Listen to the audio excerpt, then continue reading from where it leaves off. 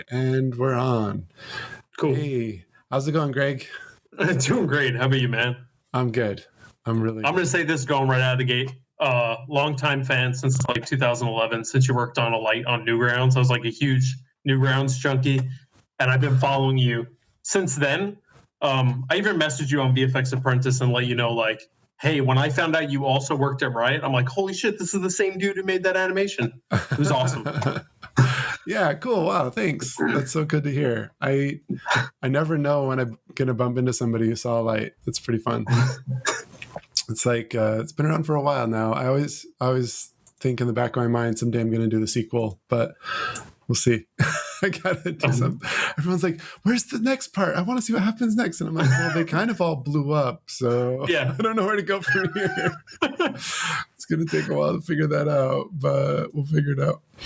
So cool, very cool. Yeah. So tell me a little bit about yourself. I know in the survey, you mentioned that you were ramping up on some new tools with your new job.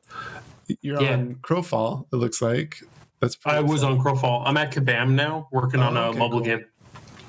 I see. So you switched from that over to Kabam. Kabam's great. They do really, really cool stuff at Kabam as well. Yeah. I was impressed with what comes out of there. So yeah, they're making a ton of money. Like, blows my mind. And I love the types of games that they're making. Like Shop Titans is one of my favorite mobile games. Shop Titans, I'll have to check it out. Yeah. I'm a sucker for mobile games, so. Nice.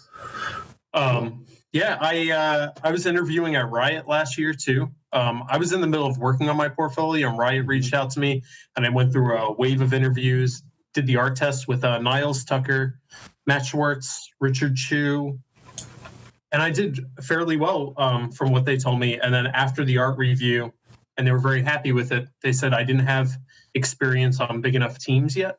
And they were trying to get somebody quick for Project A at the time. Right. They were like, A is just lower risk if we get somebody who's worked on a team of 10 effects artists. But here in Austin, I haven't worked on a team with more than one effects artist. I'm always this lone wolf. And thank God for like realtimevfx.com, like for me to like have that resource. And your Pinterest boards, man, like anytime I work on an effect, I'm like, fire, Jason Keyser's a fireboard. This is it. I like it. It's an awesome starting point. I remember putting that together. It was just like day after day of like, gather it all. And now there's so many others as well that are out there too. Great effects boards that every now and then I'll hop on. I'm like, oh, I don't have all that. That's a bunch of new stuff. So I'll gather that up. Cool. Well, very cool. So I'm going to pull up your work here. This is like the link that you sent. Yeah. So this is the Greg Tapper VFX artist website. So, okay, you've been in the class for a while, it sounds like. When did you sign up? September or October 2019. So like back when we launched in 2019, around that time. And you've been going at it. I mean, you've got great stuff here. I'm going to basically just be asking you how you did it. I'm like, oh, that's interesting. That's pretty cool. No, there's great things. We'll go ahead and get to the critique portion for sure, but I want to make sure this is maximized for your value. So tell me, like, during this half hour that we have together, what's the biggest takeaway that you hope to get so that I kind of know where to focus my time and energy talking with you? Definitely, like, aesthetically, like what do you think can be improved in terms of style, timing, color? I know a lot of these effects here are kind of like single color and they don't really explore a spectrum. At least it was kind of, I don't want to say it was a stylistic choice on Crowfall. But yeah, just, general artistic feedback. If you ask me how I did something technically and you have a better way or a more efficient way of doing things, that's awesome too. Okay. I'm open to hearing all feedback. Cool. But if that helps narrow it. For sure. We can just start up here at the top. If I just click, let's see. It takes me to that Vimeo link up top might be, or a little lower. That might be the best way to watch it. This is the Vimeo one. So we have this here. Let me make it big. Cool. So you got some icy swooshes coming in, a little ice crystal. And then what does it do at the end? It like goes back down to the ground. It's like, it just like dies. It runs out of energy. It's like, I'm dead. I'm going to stay here. It's so great. I love it. It's almost like it makes me think that it's like a sprite, that it's alive and that it'll revive back to life again, or you can pick it up. Like it's like it's a power crystal that you can then go and pick up and then use it again once it's recharged. Yeah. I had a lot of fun with this one. That's cool. This was for Real-Time Effects Challenge 27, Sketch 27. Yeah. So I love the build-up. I think the build-up is really fun. It's really strong. You could probably play around in the build-up with like a sense that as each of these wisps hits it, that something magical is happening. I know there's like a subtle glow on it, but you could really play around with that. Like the crystal right now kind of has like the one material glow to it, but maybe it has like a little magical like shimmer every time a thing hits it, and maybe it like pops in size slightly every time it gets hit, responding to those beats, because right now they're pretty distinct beats, and the motion of the crystal itself feels largely disconnected from the beats. Okay. So they're happening and it's just kind of steadily growing regardless of if it's getting hit by something or not, which I think it could be one or the other. Like it could be like stuff is ambiently sucking into it and it's like growing steadily, or it grows a little bit every time something sucks into it. And so just, it's like a cohesion thing. It's super polishy, but I think it'll take it to that point of feeling really nice and refined and kind of where you want it to be if you're really trying to show off with it. I mean, because these sketches are all about showing off and going all out, right? And just trying something crazy. So like dispersing that energy, it hits and like not all of the energy was contained and like bursts out on the opposite side it hits. Stuff like that. Yeah. Okay. Just integrating these little swooshes with the crystal itself and making them feel like they're actually interacting with each other, like they're related to each other. Or if you want it to just, if you like your motion a lot with the crystal and you want to double down on that theme, then maybe not having such clear hits from wisps, but like you might leave these wisps, but then add more ambient wisps coming in so that it feels like a steady increase of energy. Okay, yeah, that makes sense. Kind of one or the other, so that they feel like they're timed appropriately. All right, so I love the blast, like the wispiness that you have from the blast coming down. It's really nice. But again, I'm feeling like it's not super connected with these coming out. I think maybe what might help is if it had a little bit of sharpness, kind of like firing down through the wispiness. Like in addition to the wispiness, you had like crystals flinging down that then are like ricocheting up and like violently like shattering out as it forms.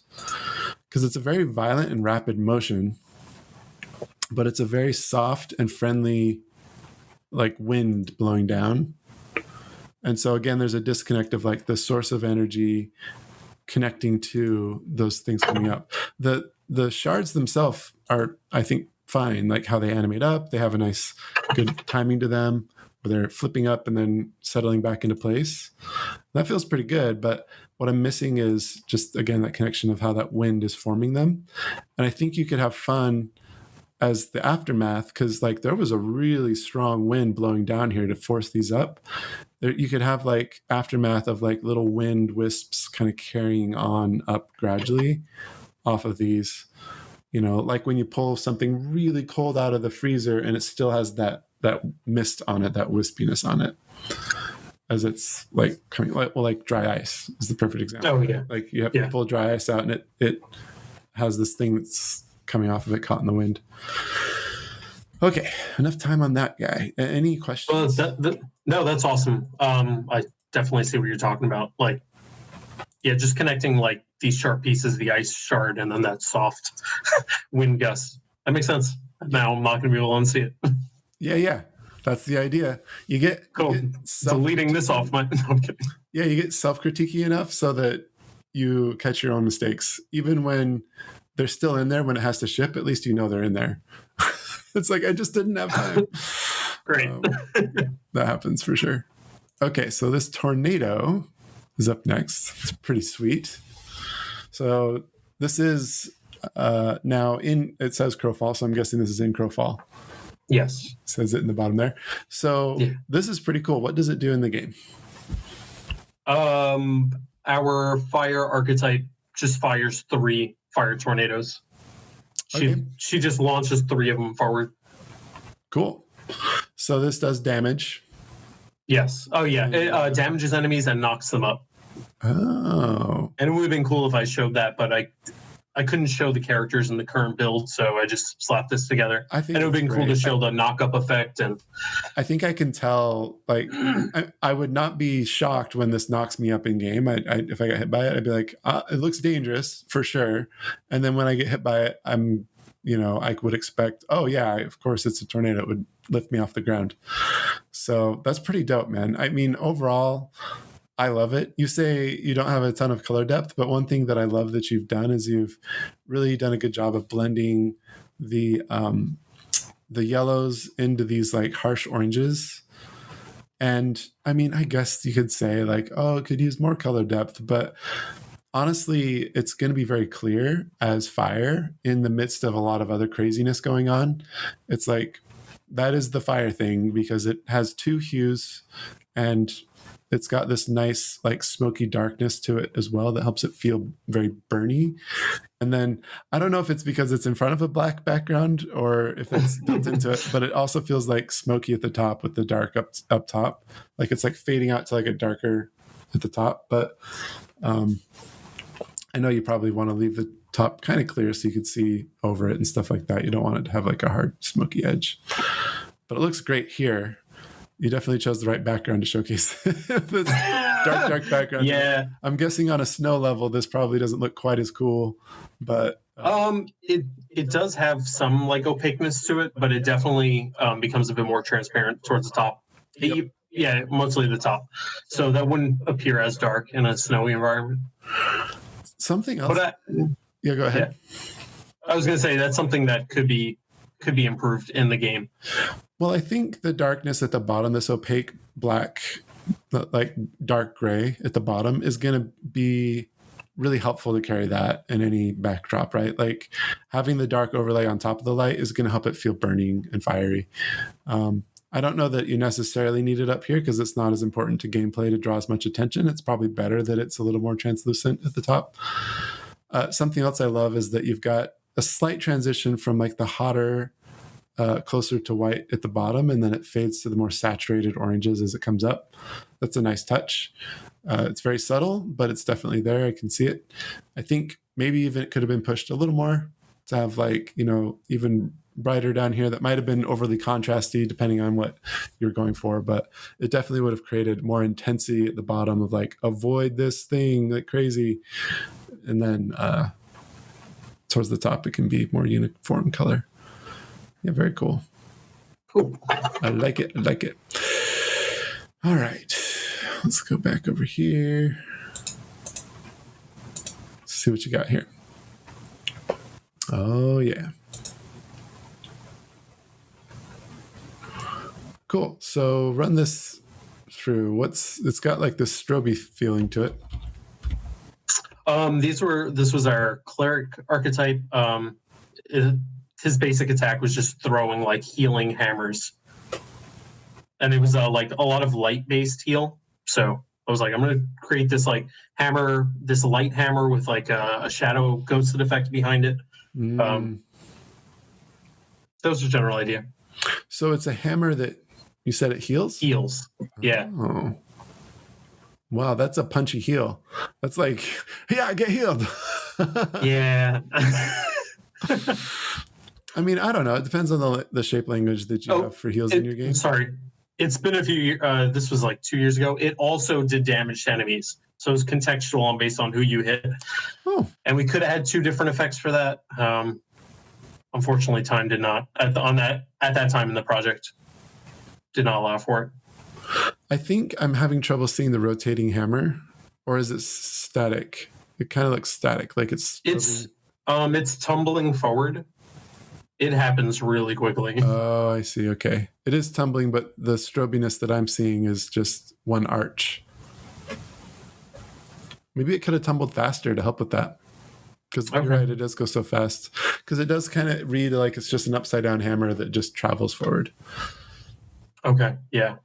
But yeah, I think it's cool. I think it's really nice punchy timing on the impact. It's like snap and then burst and then it's done. It's very satisfying. I mean, that's tricky to have it both convey damage and healing depending on the context. I guess it's all good. If I see hammers coming from my ally, I guess I know I'm fine, right? Yeah. So cool. That's a fun one. We had a lot of those things on that game where like a lot of fields did two different things, which is super difficult to create effects for. It's like, hey, this field will heal your allies, but also damage enemies. I'm like, you. That's funny. This is cool. I would like to see a little more, a fancier outro for the plant. The plant just kind of fades away. It'd be kind of cool if it, like, if the main petals fell off as well. That's maybe more of an animation thing, but if you had the power to do that, that would have been nice. I like the motion of the outer edge. It does the job really nicely. I'm guessing this is a buff that just hangs around for you to pick up. It's a healing orb that remains. Druids place these healing orbs on the field, and then you can walk into them and heal yourself. Yep. I got it. I gathered that from it. That's pretty cool. Nice. Is that a butterfly in the middle? It's like a butterfly fairy. Oh. Kind of a fairy. Cool to see that animate, but again, I know maybe you were constrained on time or something. It's like we get a picture of a fairy. Yeah, that's literally all that's in there. Yeah, it would have been awesome to have a fully animated fairy in there. Yeah. And it's a PC game, so we would have been fine. The timing on the leaves is nice. It's this nice subtle motion and things, and it adds a great secondary motion to it. It's cool. All right. Just like doing this. There we go. This was our assassin archetype's ultimate ability where they go into their stealth tray. They just go stealth. Okay. I think it'd be cool to have, I know maybe the characters look different from assassin to assassin, but like having like a dark silhouette of the character in there that kind of wipes away as well. So like, or even just some partial silhouette, like the from the waist up of like a dark thing that just like shimmers away in the middle of the smoke. So you have that, like, you know, when a magician has the smoke come up and then they cast the light from behind them and you see their silhouette through the smoke. Oh yeah. And then like the lights go off and then it comes back on and the magician is gone. I think that'd be cool. Like just that sense of like there was somebody here and there was a silhouette. I think that'd be a cool way. But other than that, I mean, that's just one tactic, but I like the motion overall. I think that the timing on the burst coming upward is fairly even, that it could, you know, slow way down. It could move faster at first, especially with how sharp you have the shapes. Like they're very linear, sharp shapes of smoke. And so that calls for like very quick motion of just like boom, you know, and then slowly fade on. Yeah. And then like slowing way down once they've hit their size here. I think that could be really satisfying with some better timing there. The initial pop and punch is pretty nice. You got like the bursts and stuff that come out. But yeah. Cool. Let's see. Burning fire. What else would fire do but burn? Is that what I called it? No, I'm just talking to myself. It says fire sprites. I'm like, burning fire. Okay. That's what I said. I like the heat waves coming up off of this. That's like distorting everything around it. I don't know. There's so many ways to do fire. Like you've got all the elements. Like you've got, you know, the shimmery well, I guess one element that you could add would actually be a material on the wood itself that would show like the wood shimmering up. Burning. Yeah. Like the surface of it kind of flickering around different shapes there. That would really tie it in better. And then, I mean, obviously it's not tinted as wood either. That's the other thing. But yeah. But yeah, so having that, and then the flames itself, I like them. I just feel like, I don't know, what's the style you're working with? It was mild, stylized, but mildly Breath of the Wild-esque. Yeah, like the game overall has a handcrafted feel to it, right? Like, yeah. So, okay, so I don't have too much issue. It's fire is one of those things that it's kind of like a cornerstone of style in your game. Like, it's the most easily stylized into a variety of different styles. There's so many different ways to do fire. And so kind of what you pick for fire can end up being a good touchstone for everything else that you do. It's like, well, the fire looks like this, so we use a lot of similar techniques in our magic or in our wind or in whatever. Like they kind of all, it's good for them to seem similar. This feels like almost two styles together, like, because the smoke is like very chunky in 2D and has like a really awesome motion to it. But then the fire itself feels more like static cards that are, it's just a dissolve on a static card, and it doesn't have as much dynamic shapes to it as like the smoke does.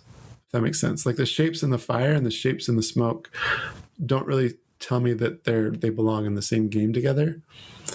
And so I think to fix that, you could have been a little more bold. I know you can't go back and fix it now, but like you could have been a little more bold with like the fire being like a statement about the shape language that you wanted to go with, similar to what you did in the smoke. And I'm guessing the smoke is probably used elsewhere, and it looks really cool in a lot of places.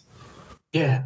I mean, you nailed it, man. I made the smoke in After Effects, and then I just did a dissolve on the fire sprites. Yeah, there you go. Yeah. Yeah, they feel like star-crossed lovers. Like they're together, but their families don't want them to be together. Like they don't belong together. You can't stop love, man. That's awesome. That's great feedback, man. At least those few I have on there. Yeah. Was there anything else that you wanted me to look over? Also, like, this is your time, so feel free to ask questions as much as you want. Oh, man. I would say, like, this was awesome. I wish I had more on my portfolio. I was like mid getting this together when Riot reached out to me, and then kabam right afterwards. And then I got a new job, and then I was like, I need to learn Unreal. And that's why, like, VFX Apprentice was awesome.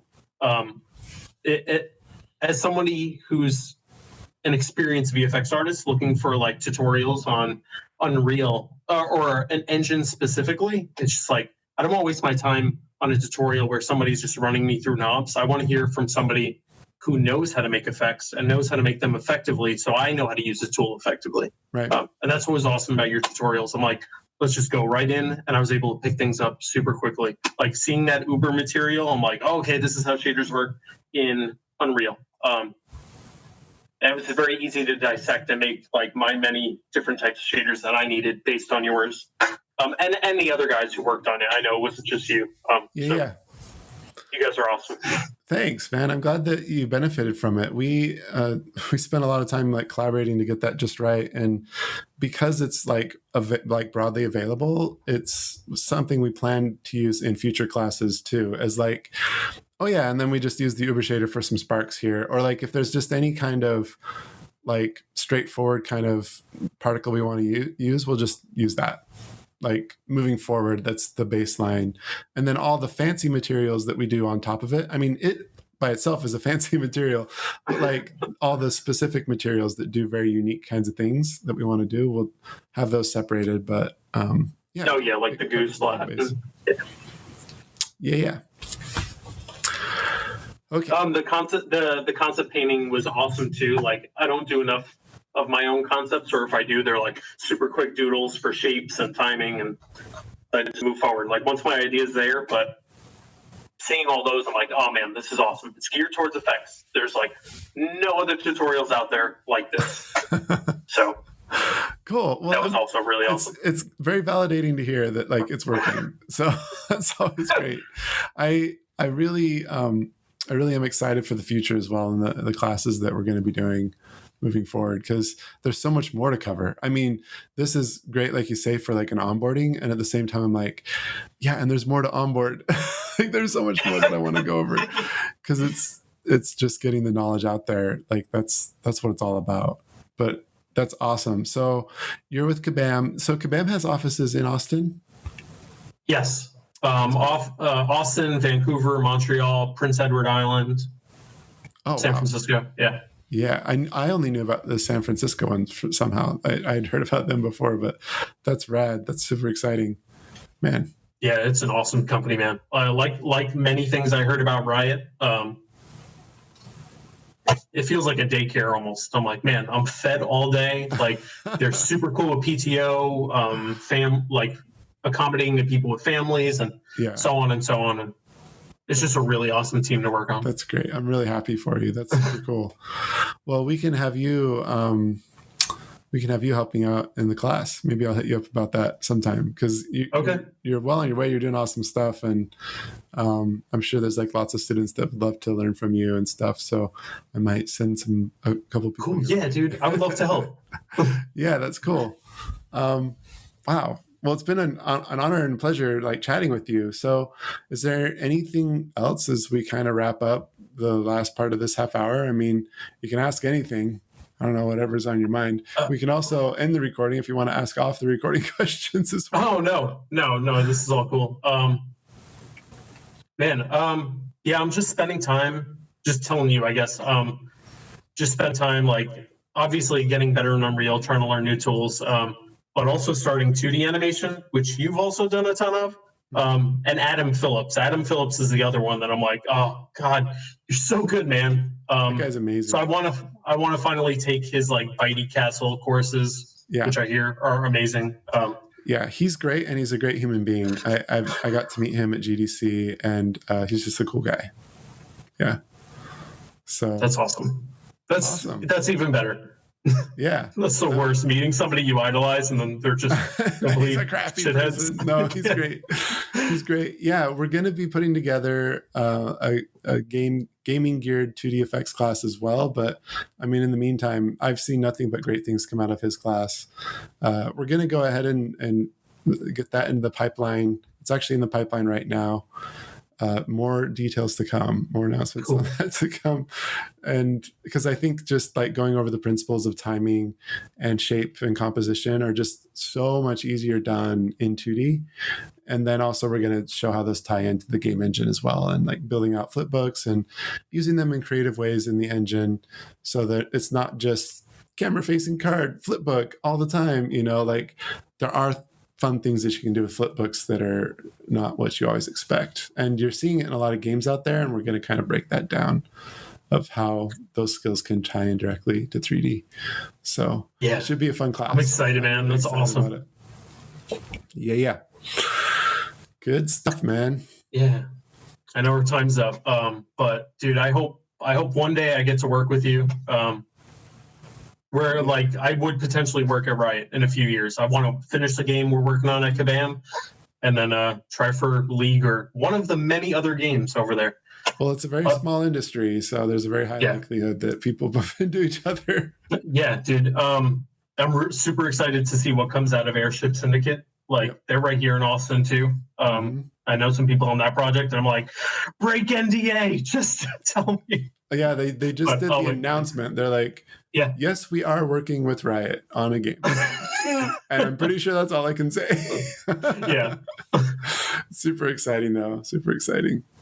That's great. Yeah, I'm happy for you, man. I'm happy for the whole team. Everyone I talked to there was super awesome. I don't know if you might know Michael Yichow. I don't. He's on the narrative team, but super cool dude too. I randomly met here in Austin. Oh, cool. Yeah. Yeah, Austin's it's great. I hear nothing but good things about Austin and how it's just a great place. So cool, it's man. Pretty awesome. Way cheaper. Oh, I know. California is what it is. The prices. Oh, well, cool, man. Well, all the best to you and yours, and just keep making awesome stuff. And I'll definitely keep an eye on your posts in the class, and I'm excited to follow up on that. That'll be great. Cool. Thanks again, dude. Thanks again for taking the time tonight and everything you've done with the course. Yeah, you're very welcome. Yeah. All right. Thanks Have again. A good one. Take care. Yep. Bye.